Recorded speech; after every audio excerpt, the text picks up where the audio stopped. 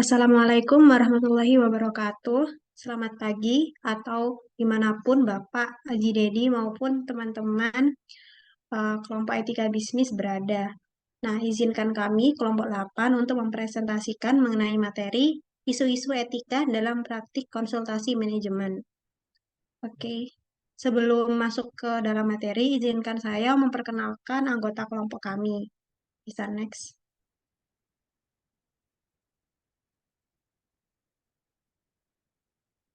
yakni anggota kelompok 8, yakni ada Dela Gulfianti Maharani dengan NIM tertera, ya, yang selanjutnya yakni Safira Syahla Aprilia Putri dengan NIM tertera, lalu saya sendiri yakni Nawat Kisti Alzatil Hamra dengan NIM tertera, dan Zayana Fadia dengan NIM tertera.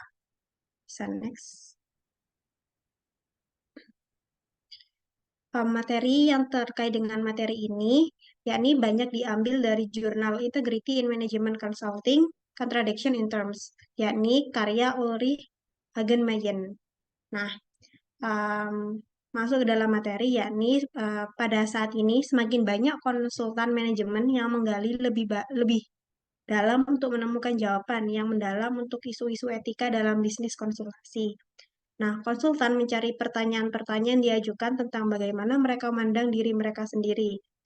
Uh, Munculnya pencarian pertanyaan-pertanyaan ini terkait dengan proyek konsultasi yang gagal dengan konsekuensi yang dramatis atau fatal, seperti contohnya yakni proyek Enron yang baru-baru ini menjadi berita utama hingga dan saat ini tuh masih menjadi pembicaraan. Nah, kasus ini tuh seringkali membuat prinsip-prinsip konsultasi yang dipertanyakan menjadi terungkap. Tak hanya itu, citra konsultan menjadi tercoreng dan kepercayaan ke konsultan terkikis. Oleh karena itu, semakin banyak konsultan yang mencari pemahaman baru secara etis tentang apa yang mereka lakukan. Bisa next. Nah, uh, sebelum itu, nah etika sendiri itu merupakan isu yang kontroversial akhir-akhir ini. Etika terlalu cepat disamakan dengan menunjuk jari dengan maksud baik atau so tahu. Hal ini tuh dirasa kuno dan tidak realistis, melebihi kebutuhan. Nah, persepsi moral yang berbeda dari berbagai budaya semakin memperkeruh suasana.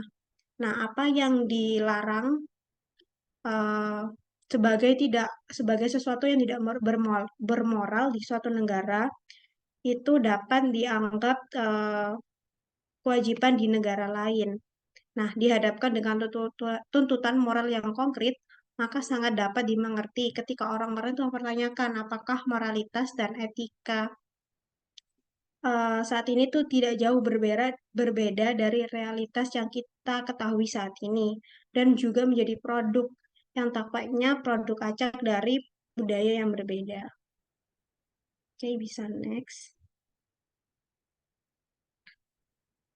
Nah, ketika keraguan seseorang itu apakah moralitas dan etika itu tidak jauh berbeda dengan realitas yang kita ketahui, nah, itu akan semakin membingungkan bagi orang yang ingin tetap mengutamakan integritas.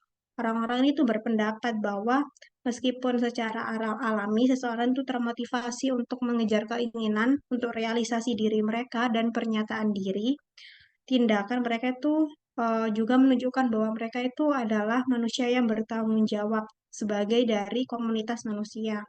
Mereka tidak ingin mengorbankan satu aspek tanpa berpikir panjang untuk untuk yang lain. Mereka membuktikan kemauan dan kekuatan karakter untuk tidak membiarkan nilai-nilai sosial seperti martabat, kejujuran, dan keadilan diinjak-injak oleh perjuangan mereka sendiri untuk sukses atau juga oleh tekanan dari dorongan hidup yang nyata.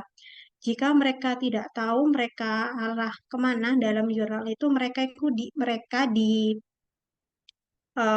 bagaikan seperti mendaki gunung yang berbahaya dalam kabut tebal.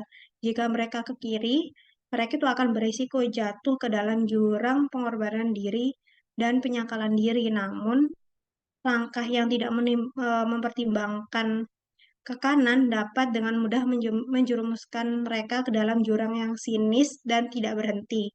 Nah, dengan demikian, uh, Dan dengan demikian bahwa dapat disimpulkan ada semacam moral yang diperlukan, yakni beberapa panduan prinsip yang melampaui ke sewenang-wenangan budaya dari sistem nilai tradisional atau agama, yang memungkinkan pernyataan diri yang dapat dibenarkan di depan semua manusia lainnya. Bisa next.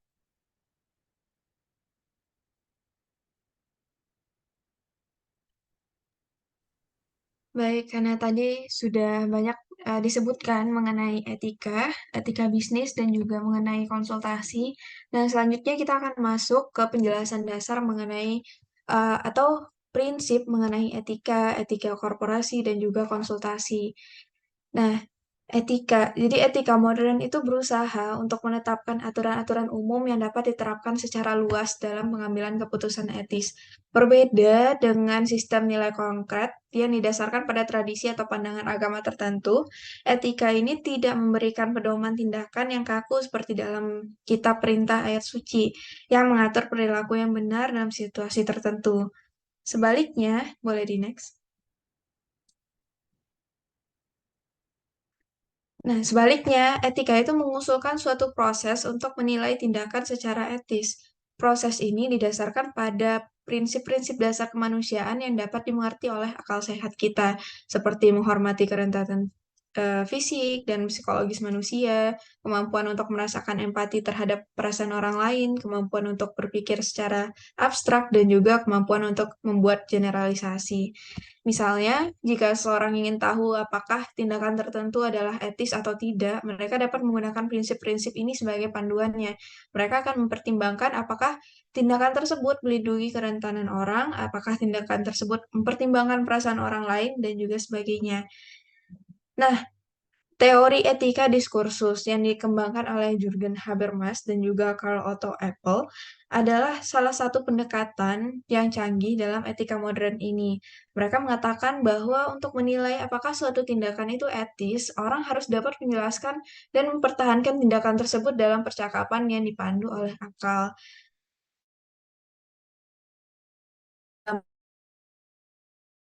Lain, dengan harapan mencapai kesepakatan yang dapat diterima tentang apakah tindakan tersebut etis atau tidak.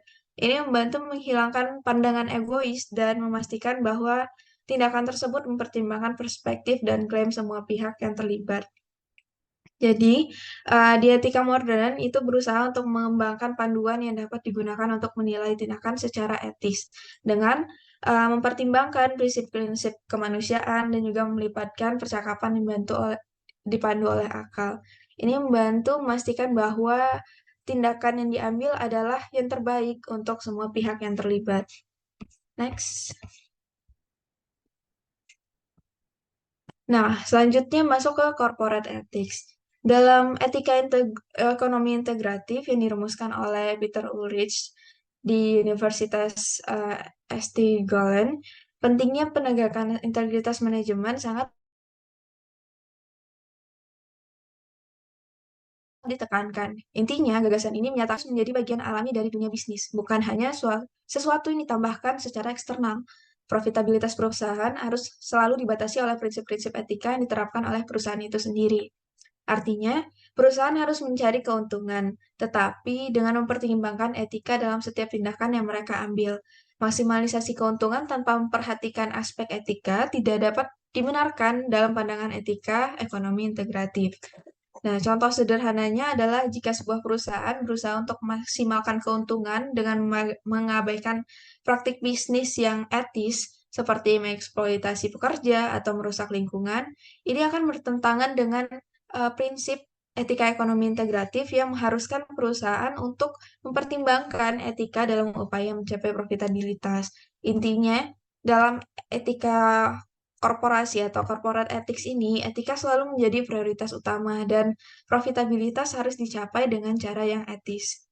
Dalam manajemen, integritas dan keterbenaran harus selalu dijaga dan perusahaan harus melayani kepentingan masyarakat umum sambil mencapai kesuksesan ekonomi. Next. Selanjutnya masuk ke consulting. Jadi dalam mengembangkan pedoman etis untuk perusahaan konsultan dan juga konsultan individu seperti yang telah dijelaskan tadi, sangat penting untuk memiliki pemahaman yang jelas tentang apa yang dimaksud dengan konsultasi. Ini akan membantu kita membuat penilaian etis tentang perilaku orang-orang yang memberikan jasa konsultasi. Nah, konsultasi itu adalah ketika seseorang atau sekelompok orang mencari saran atau pandangan dari pihak luar yang biasanya dianggap sebagai ahli dalam satu bidang. Ini terjadi ketika orang dihadapkan pada keputusan yang penting, yang sulit diambil, dan mereka merasa kesulitan untuk memilih antara berbagai pilihan yang ada. Mereka meminta bantuan dari seseorang yang dapat memberikan pandangan objektif dan berpengetahuan dalam situasi tersebut. Contoh sederhananya adalah ketika seorang pengusaha ingin mengambil keputusan strategis tentang ekspansi bisnis ke pasar yang baru. Mereka mungkin minta bantuan seorang konsultan bisnis yang ahli dalam analisis pasar untuk memberikan pandangan dan saran yang berdasarkan pengetahuan dan pengalaman mereka. Next.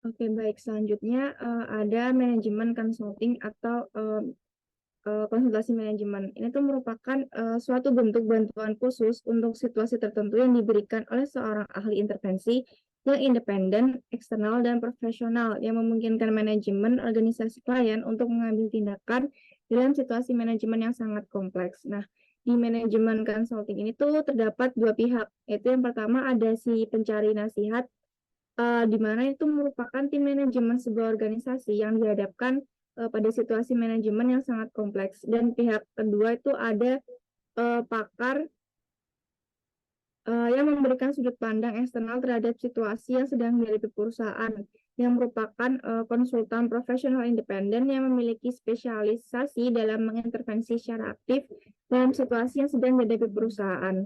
Nah, di konsultasi manajemen ini tuh sebenarnya tidak akan menggantikan posisi manajemen atau kepemimpinan di perusahaan itu sendiri, karena begitu konsultan mulai mengambil keputusan untuk menggantikan manajemen, mereka akan secara efektif menjadi terintegrasi dalam perusahaan dan kehilangan independensi dan status eksternal mereka. Kemudian ada etika dalam konsultasi manajemen. Nah, ketika berusaha menyusun etika konsultasi manajemen integratif sebagai prinsip panduan, hal pertama yang sangat penting itu berfokus pada pembenaran mendasar dari pemahaman konsultasi untuk spesifiknya konsultan manajemen. Nah, dalam situasi konsultasi yang ideal itu, keseimbangan yang stabil akan dicapai dengan cara berbagi tanggung jawab dalam bagian yang sama, yang nantinya akan membuat hubungan konsultan dan klien itu tetap stabil. Namun situasi ideal ini tidak selalu terjadi, di mana terkadang akan ada situasi konsultasi palsu yang ada di gambar sebelah kiri yang ini, dan ini tuh terjadi di mana klien memikul terlalu banyak beban tanggung jawab dan tidak terbuka terhadap argumen konsultan karena posisi yang sudah terbentuk sebelumnya. Atau mungkin bisa terjadi situasi pengambil manajemen yang di sebelah kanan, di mana klien memikul tanggung jawab terlalu sedikit dan tidak bersedia untuk memaksa secara kritis argumen konsultan. Meskipun pada akhirnya klien yang otonom, yang bertanggung jawab untuk memutuskan mengimplementasikan atau tidaknya rekomendasi, namun kedua belah pihak di sini, baik klien maupun manajemen konsultan tuh memiliki tanggung jawab yang sama dalam merancang proses konsultasinya, yaitu berkaitan dengan isi dan relevansi data dan juga informasi yang diberikan. Nah, dalam hal ini tuh pembagian dan transparansi tanggung jawab yang jelas adalah inti dari konsultasi yang berorientasi pada etika. Karena hal ini akan menghindari bahaya etika utama dari setiap situasi konsultasi, yaitu penyebaran tanggung jawab yang berakhir sebagai tempat pelimpahan tanggung jawab, di mana tidak seorang pun yang bertanggung jawab atas hasil dan dampak proyek konsultasi. Nah, dalam situasi konsultasi yang ideal ini, tanggung jawab untuk proses konsultasi dibagi secara merata dengan klien. Hal ini juga termasuk berurusan secara responsif dengan sejauh mana situasi konsultasi yang sebenarnya menyimpang dari ideal teoritis kolaborasi dan tanggung jawab di bagian yang sama. Dalam upaya mendefinisikan bentuk konsultasi manajemen yang dapat dibenarkan secara etis itu sangat penting juga untuk memiliki situasi konsultasi yang dapat dibenarkan, yaitu hubungan konsultan dan klien yang dapat dibenarkan. Oleh karena itu, harus diklarifikasi terlebih dahulu. Paling tidak, apakah situasi seperti hubungan konsultan dan klien ini benar-benar ada atau tidak. Selanjutnya, berdasarkan etika integratif, ekonomi integratif, penting untuk berkomitmen pada prinsip-prinsip bisnis ketika merealisasikan proyek-proyek konsultasi tertentu. Namun pada praktiknya perusahaan konsultan sering sekali memiliki dilema yang mendasar, seperti ketika menerima klien yang pada dasarnya mereka bersaing secara langsung dengan perusahaan lain di pasar yang mereka pilih. Nah, konsultan ini tuh bisa saja memberikan saran yang bertentangan dengan kepentingan terbaik klien, atau dengan kata lain, konsultan akan lebih berusaha untuk mengoptimalkan penjualan untuk keuntungan mereka sendiri daripada untuk memecahkan masalah klien. Untuk itu, ada beberapa prinsip etika bisnis yang dapat diikuti untuk menghindari pelanggaran etika dalam konsultasi manajemen ini. Yang pertama itu secara umum, hindari konflik kepentingan yang dapat mempengaruhi layanan konsultasi yang diberikan. Selanjutnya yang kedua, jangan mengaitkan kepentingan ekonomi yang tidak pantas dari pihak konsultan dengan jasa konsultasi yang diberikan. Yang ketiga, jangan memberikan harapan hasil yang tidak realistis. Kemudian lakukan pekerjaan konsultasi di mana konsultan memiliki keahlian dalam pengalaman yang tepat dan kapasitas yang memadai. Selanjutnya, tentukan dengan jelas tujuan, ruang lingkup, prosedur, dan biaya untuk setiap proyek. 6. Memperlakukan informasi klien dengan kerahasiaan profesional yang mutlak, terutama yang berkaitan dengan pesaing klien. Dan yang terakhir, jangan mencoba merekrut staf klien. Sebenarnya sifat etis dari prinsip tersebut itu tidak menjelaskan tentang konsekuensi dari aktivitas konsultasi. Agar sejalan dengan etika bisnis integratif, keberhasilan yang dapat dibenarkan juga harus diterjemahkan ke dalam misi bisnis yang dapat dibenarkan. Karena konsultasi manajemen dapat memiliki dampak komersial dan ekonomi yang sangat kuat untuk kebaikan bersama ini, maka para konsultan harus banyak bertanggung jawab dalam menjalankan proyek-proyek konsultasi ini.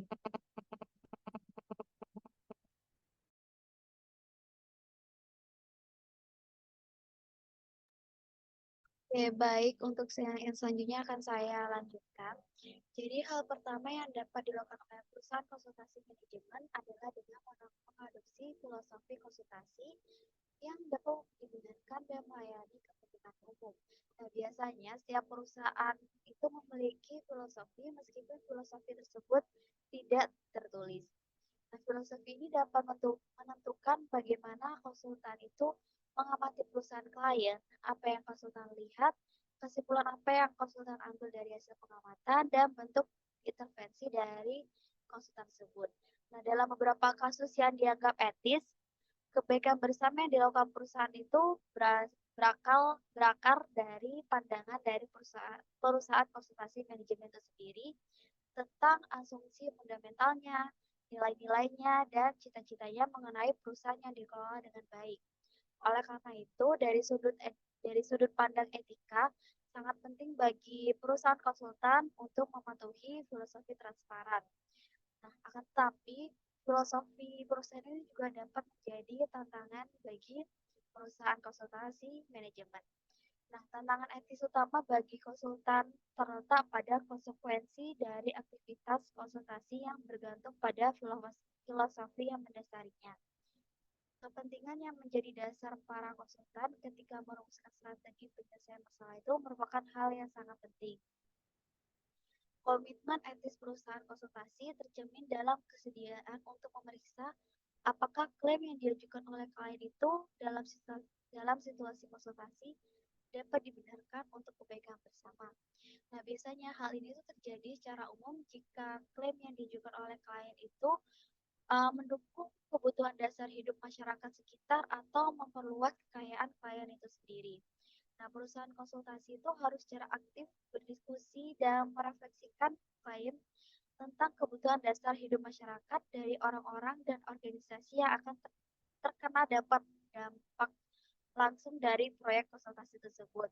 Nah, dengan cara ini tuh konsultasi integritas dapat dengan jelas menunjukkan bahwa konsultasi yang dilakukan oleh perusahaan konsultasi manajemen itu dapat memberikan keuntungan yang secara etis, sehingga dapat menyelesaikan masalah-masalah yang dihadapi oleh manajemen suatu perusahaan. Bisa next?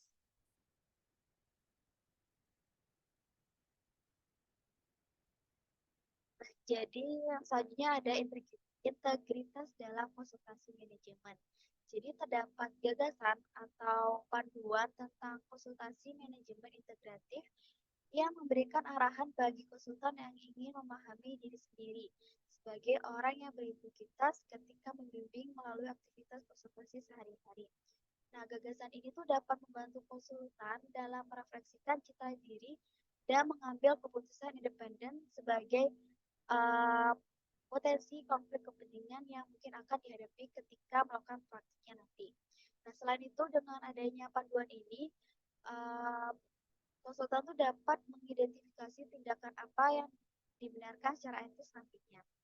Nah, biasanya konsultan manajemen dengan tingkat integritas yang tinggi itu akan mampu menghindari konflik kepentingan dan memperoleh pedoman yang sangat praktis untuk pelaksanaan proyeknya secara langsung. Bisa next. Oke, jadi di sini ada beberapa ciri-ciri konsultan yang memiliki integritas yang tinggi. Yang pertama, konsultan yang memiliki integritas yang tinggi itu akan selalu memandang klien itu semuanya setara. Tidak ada klien yang dianggap lebih unggul daripada yang lain. Dia menganggap konsultasi itu sebagai salah satu cara untuk memperkuat otonomi dari kliennya. Nah, dengan kata lain, konsultan itu akan membantu kliennya seperti membantu dirinya sendiri. Lalu yang kedua, biasanya konsultan yang memiliki integritas yang tinggi memahami konsultasi itu sebagai pembelajaran yang harus memberdayakan perusahaan klien untuk bertindak independen secepat mungkin. Nah, biasanya konsultan ini akan berfokus kepada proses ketika memberdayakan perusahaan, bukan kepada hasil akhirnya. Lalu yang ketiga, jika konsultasi diperlukan untuk fokus pada isi konten tertentu, biasanya konsultan ini akan membedakan dari fakta dan evaluasi terhadap fakta tersebut. Jadi bisa jadi fakta dan evaluasi terhadap fakta tersebut akan berbeda.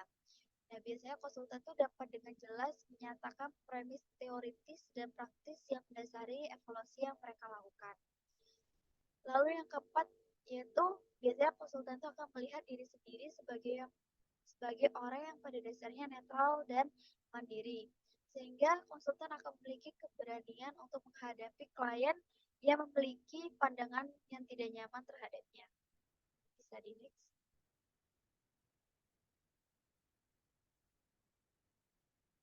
Untuk yang kelima, konsultan itu akan memverifikasi apakah situasi konsultan yang sebenarnya itu benar-benar ada sejak tahap awal proyek. Jadi konsultan itu sejak tahap awal proyek itu akan melihat situasi. Nah, konsultan itu akan menolak untuk mengambil pekerjaan yang tampaknya akan menjadi pengganti konsultasi atau manajemen palsu yang seperti yang sudah dijelaskan tadi, atau bertentangan dengan prinsip-prinsip bisnis etis dan filosofi yang mereka miliki. Nah, lalu yang keenam, biasanya konsultan itu sejak awal dan selama proyek berlangsung akan mempertimbangkan tuntutan masyarakat dan organisasi yang terkena dampaknya. Artinya, konsultan itu akan mewakili semua kepentingan-kepentingan ini. Misalnya, secara aktif melibatkan pemangku kepentingan yang terlibat langsung dalam proyek konsultasi ini untuk mencapai, memahami, dan memastikan bahwa hasil proyek ini itu akan menguntungkan secara etis bagi semua pemangku kepentingan. Lalu yang ketujuh ada konsultan itu akan bertindak secara bertanggung jawab dengan membedakan secara jelas antara layanan konsultasi dan layanan penyewaan badan. Nah, seperti yang sudah dijelaskan tadi, biasanya konsultan yang memiliki integritas yang tinggi itu akan membedakan apakah proyek ini benar-benar membutuhkan layanan konsultasi atau layanan penyewaan badan yang untuk sementara akan meningkatkan kapasitas manajemen klien. Nah, konsultan itu akan secara kritis memberikan perintah tindak lanjut untuk memverifikasi apakah dapat melemahkan otonomi manajemen klien atau apakah memang ada kebutuhan akan layanan konsultasi. Nah, ciri-ciri konsultan yang berintegritas yang telah dijelaskan tadi itu penting untuk menerapkan integritas dalam konsultasi manajemen. Nah, ketika perusahaan-perusahaan dalam bidang bisnis ini, terutama bisnis konsultasi manajemen, dapat bertahan atau jatuh karena reputasinya, praktik ini kemungkinan besar akan menghasilkan efek samping kesuksesan bisnis yang berkelanjutan dan dapat dibenarkan. Nah, sehingga perusahaan ini dapat menyelesaikan kontradiksi antara integritas dan konsultasi manajemen. Bisa di next.